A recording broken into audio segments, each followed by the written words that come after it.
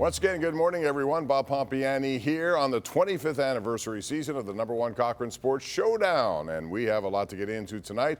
We'll talk about that Pitt-rousing comeback 2 weeks in a row, this time against West Virginia to start 3-0 and what it means looking ahead into the ACC schedule. Also, we'll get into some of the Pirate issues. Andrew McCutcheon, he wants to come back. Should they bring him back? We'll get into that. Derek Shelton gets a vote of confidence. But, of course, the #1 topic tonight on the #1 Cochran Sports Showdown will be the Steelers 2-0 after 2 road wins. And here to talk about it tonight, our panelists. These are troopers staying up late with me here tonight. It's Jeff Hathhorn, sports director, 93.7 The Fan, and Chris Adamski, Pittsburgh Tribune Review and Trib Live. So we'll get right into it, gentlemen, and talk about this win. It is a win on the road. You can't underestimate those. They're hard to get. Overall, your impressions of a 2-0 start, and specifically, Jeff, today's game? It's 2-0. Listen, you kind of knew this offense. I mean, you had dreams that this offense was going to be something, a finished product once the season turned regular season. That even when the preseason, when they struggled, that they're going to go down to Atlanta and they're going to go to Denver and they're going to be this offense that they were a few years ago. But it takes time. And what we're seeing is some of the things, the growing pains we've seen over the last couple of years. But there are only, 7 teams that are undefeated right now, and the Steelers are one of them. And they've found a way to win those games. As ugly as they may have been, they found a way to win them. Yeah, I mean, they're 2-0 with 2 road wins, which isn't easy to do. I don't care what team you are. What Dallas, let's go through the good NFL teams that have lost games already. And I get it, and I don't think Kirk Cousins is a bad quarterback, but he played badly. And I don't know if Bo Nix is going to be a bad quarterback, but he's not there yet. So they played 2 games against bad quarterbacking.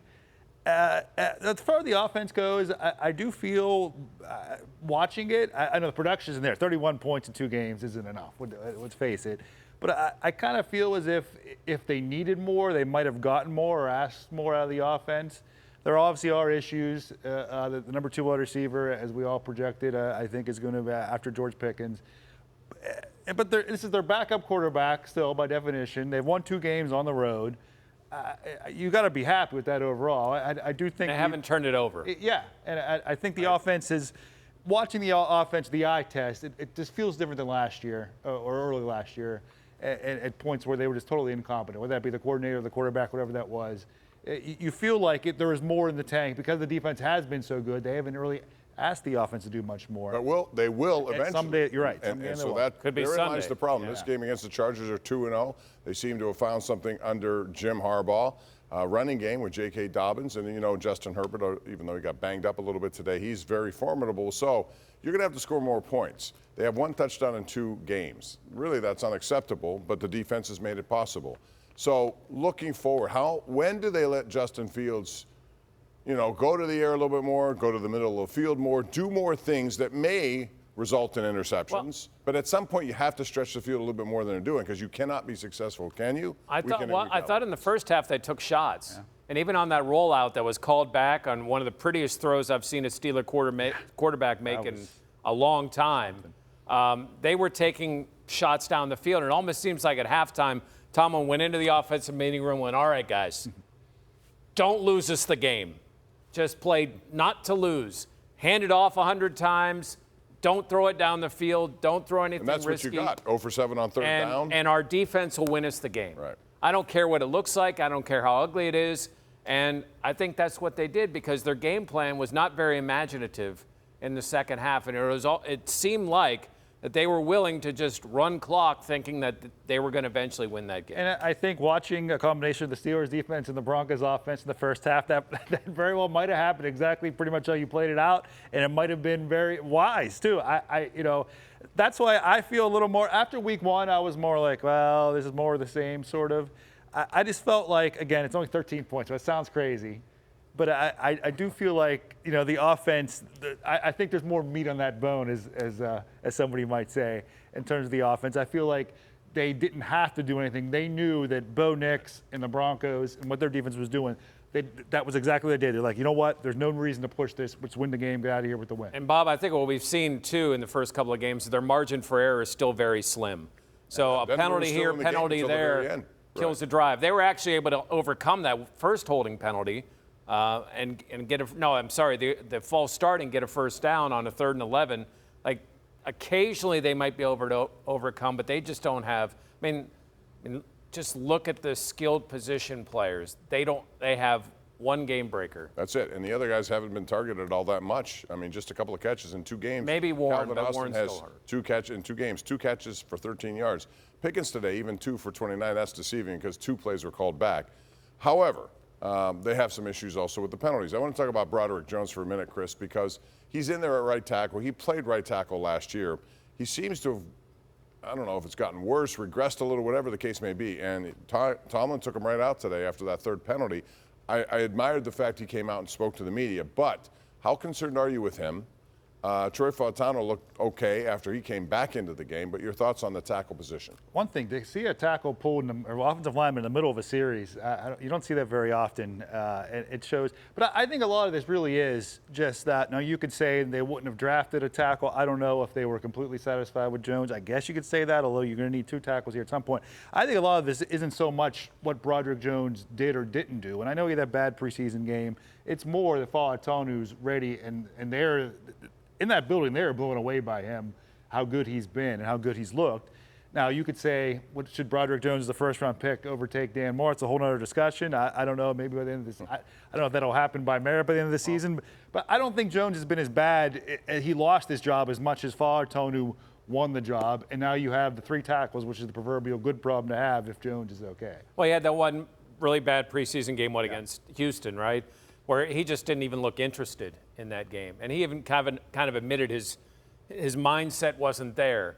I don't think it's necessarily that his mindset wasn't there, but, you went into the week, Wednesday, Dan Moore doesn't practice. All right, you're going to get both first-round pick tackles in there. Moore's going to be out, and he's never going to come back at tackle. It's going to be like Chooks all over again. Yep. And then as the practice went on, and you know what, credit to Dan Moore. He hasn't just opened the door for Broderick Jones to go over to that side. He continues to work hard. And I think what Broderick has to do is just he needs to win that back, and he needs to do it by technique and showing that he's the guy. Absolutely. When we come back, we're going to talk about Justin Fields. And how long is he your starting quarterback here in Pittsburgh? So far, 2-0. But Russell Wilson, not expected to play against the Chargers, but he could be knocking on the door soon. We'll talk about the quarterback stuff and the rest of the NFL next. All right, welcome back. Number 1 Cochran Sports Showdown rolls on. Justin Fields, 2-0 as a starter, no mistakes. That was the one thing that held him back in Chicago. So, you guys, I want you to look into your crystal ball a little bit. How long will this go on, and what will it take, Chris, for Justin to lose this job? I still, there was still the offense, again, hasn't scored that many. It's like I just talked about how good the offense looked and everything, but at the same time, it's not like they're out there getting 40 points a game or anything. So, if they keep winning, I don't know. You have this injury thing to kind of fall back on. I still think Russell Wilson, it's still his team. He's still the captain. It's still, they told him he was going to start. They brought him in. He has the resume. It's going to be really hard to keep him out.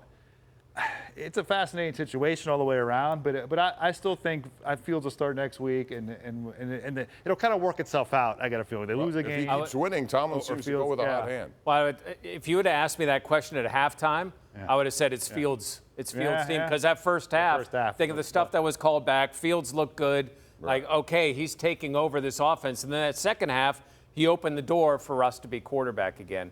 Let's see how they do against the Chargers. But listen, they brought Russ in. They talked to him about being the starting quarterback. He's been the starting quarterback from the beginning. I still don't think he's lost that starting quarterback. And I also think that calf injury is legit, and it's one of those that can develop into something worse.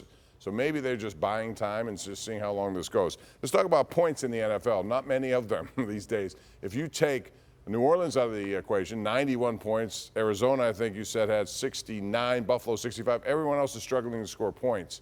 Why is that, in your opinion, Jeff? Because nobody plays in the preseason. I agree with that. That's why it is. There's no rhythm. That's why the defenses are ahead of the offense. It would be like, in baseball, if they had spring training games where you don't hit. You just field, but you don't hit. Or your starters never hit. And then when the games start, all of a sudden, okay, you got to hit. Well, it's going to take you a little while to get your timing down. I think you're seeing that with these teams, especially teams that have new coordinators or new quarterbacks or new personnel. I think there's also an element of the cyclical nature of sports and everything, and we saw maybe 3 or 4 years ago, it was pretty much, it was funny because with the AFC North, it was like Cleveland and Baltimore were running teams, and that was about it, Tennessee maybe. And everybody else was, and I think, defenses caught up, people adjusted, things like that. It was, you zig when the other team zag, and now all of a sudden I think there's more of an emphasis on a running game, and which is more run the clock and that type of thing, and like the Steelers' sort of identity has been in recent years here. And a lot more teams are doing that, and I think it'll cycle back at some point again. All right, let's talk about another quarterback issue that came up, and that's Tua Tagovailoa, who suffered another concussion. He's had many of those. This one looked bad again, and you wonder what he's going to do. You wonder what they're going to do. They just signed him, guys, to a big contract. He's guaranteed a lot of money. But this goes beyond that. He's a family guy. He's a human being. He has to worry about the rest of his career. He says he's going to play. Do you think that's the best advice for him, or what should he do there, Jeff? I mean, not being a doctor, I think the first thing he ought to do, if he's going to play, put a damn Guardian hat on. Yeah. Who cares what it Put looks it like? on. I mean, it's really in a way hard to tell. At first, people will notice it, and if people make fun of you, who cares? You're making tons of money, and you'll remember who you are when you're 60. Like, he needs to do something, and if he's going to continue to play, which I think he still could play, put that Guardian hat on. Yeah, you listen to the doctors, and you listen to if he gets cleared and he's told he can still play, and he's told, I assume that they're telling him this, that there's a lot of mystery even amongst the foremost experts in the field that study this forever. So for me to say, but if those experts are the people, and I imagine if you're the NFL quarterback and the money the team has and he has, you're going to see the best experts. And if you get cleared, yeah, but the extra precautions at that point, there's probably a point where that makes sense. And do what Lamar Jackson and some of the other runners have learned. Yeah. Don't initiate contact. He has a bad habit of doing that. He can't protect himself. Yeah. Real quick, I want to move on to the AFC North, only because we've seen some, stunning results, really. Bengals 0-2, and also we have seen the Ravens got 0-2, first time since 2015. And when you look at it, Chris, what do you think about those teams in this division? The Browns won today, but I still don't think they're going to be all that good in the end.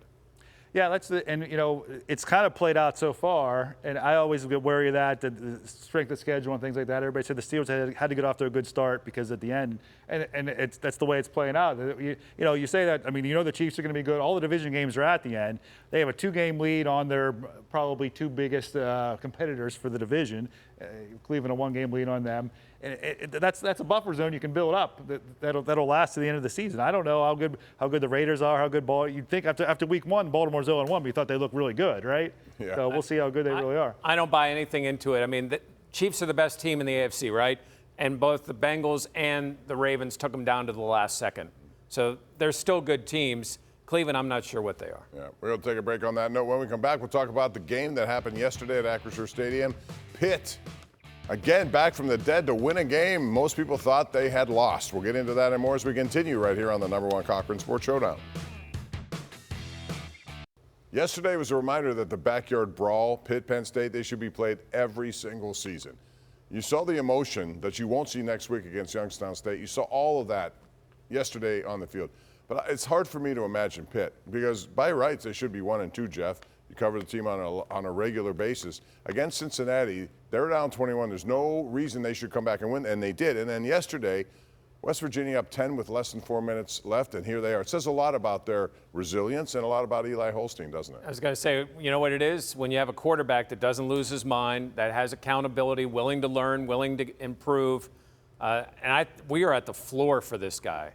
He's only going to get better.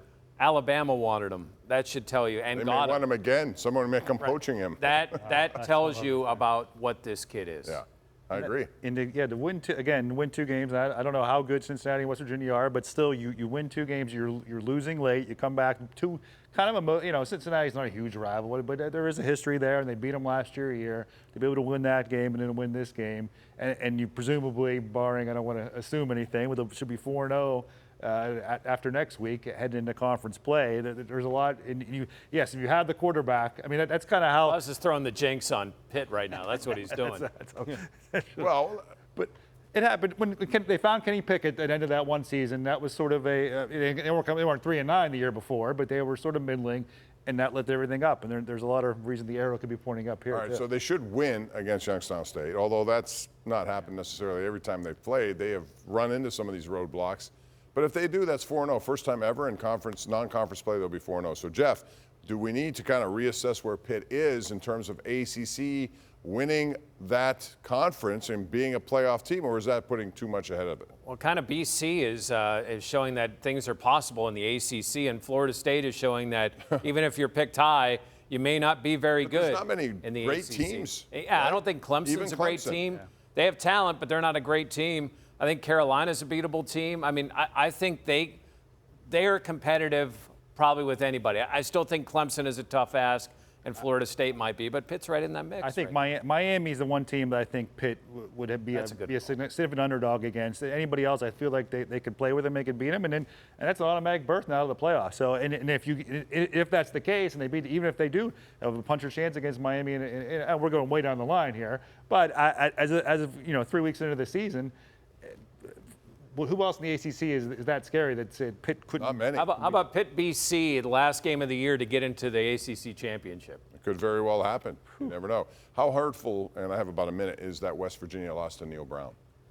I mean, you lose to a rival. And Penn State and Pitt. Yeah, and two. fans are going to be upset, especially when you have a 10-point lead with 4 minutes to go. You look at it from the other side, that's tough. He had a really nice year last year, but man, that pressure is going to be on as this season builds. Yeah, you all that goodwill, that capital you get from he was on the hot seat to begin last season. That was a really good season for them, for what was expected. But you kind of give that all back now. If this, because you really got to turn this ship around now. You lose the 2 rivalry games, and you got chances to get back in, but you better do it. You better do it. Yeah. And if not, there could be changes. All right, we're going to take a break. When we come back, here's the question. Andrew McCutcheon wants to come back. Should the Pirates bring him back, even if it costs more to do that? We'll talk about that and more as we continue right here on the #1 Cochran Sports Showdown. Hey, thanks very much for staying up late with us. We're still here live with the #1 Cochran Sports Showdown. Pirates won a game today. It really doesn't mean all that much. They've been eliminated. But developments this week include Ben Cherington, the GM, giving a vote of confidence to Derek Shelton. Jeff, you've heard these things before. They've happened. Clint Hurdle got one, and a week later he wasn't here. What does it mean, if anything? Didn't even make the last game. I think it shows that the GM publicly wanted to say that Derek is still his guy. He's hitching his wagon to Derek Shelton. And we've seen him make mistakes. I would say actually more of the failure is on things that Cherington didn't do than I agree on with the game day mistakes that Shelton made. And the fact that Brian Hayes, Jack Sawinski, and Henry Davis didn't come through. All And their three guys. bullpen was bad this year. Right. And even guys that you thought would be good were bad or inconsistent at best, along with the injuries. I think if you think that next season the Pirates can take a step and be that, I don't think you want to. You're not starting over with a new manager, but there's certainly a feeling of that. And if you're Ben Cherington, the Pirates better take a step next year. You better believe they're taking a step next year if you're Ben Cherington. So if that's the case, I kind of understand kind of the continuity and believing if this is the core that you're doing it with. And it sounds like, well, it seems like Ben Cherington is safe. So you're keeping the same core essentially, and you go On a very short leash. It would have to be a very short leash. think. If it doesn't happen next year, for Right. sure, or if this turns ugly early next season, I think even middle of the season you do it. But I feel like it is kind of crazy though. 6 seasons. How many sports can a coach or manager go 6 Yeah, seasons? you don't want without a another winning 5-year record? plan anyway. All right, Andrew McCutcheon, have about a minute left. He wants to come back. Yes. And why not? Yes. Given some of his numbers, you look at him, some of the best numbers on the team at times. So do they do it? And if so, how about if he wants a raise? He should ask for a raise. $5 million is a bargain. Bob, they don't have a choice. If he goes public, which he did, and says, I want to be back, the Pirates have zero choice. They have to sign him. Seriously, you have to sign him. And you don't have much power hitting in the minors. He's given you 20 home runs. Even if he's not a full-time or like a 3/4 of the time, you have to sign him. And this is one of those things where I was always anti-DH, and I wanted to get rid of the DH. And the National League now is the DH. We're seeing a true benefit of having the DH is players like that get to extend their career, and whether it be sentimentally or just players that can still do something and to play. And he's one of their best hitters. Let's face it. Yes. And nobody else is stepping up, so why not? Plus, they need to go out and get some bats as well. All right. Speaking about going out and getting some, how about a new car? If you're looking to sell your vehicle, Bring it to this live auction event. It's September 19th through the 21st at number 1 Cochran's Nissan and Chevrolet stores in Cranberry. Thousands of dealers across the country can bid against one another for your vehicle during your 20-minute online auction experience. After bidding closes, you decide whether you want to sell, trade, or keep your car, with payment on the spot if you accept. All you have to do is learn more. Go to Cochran.com for full details.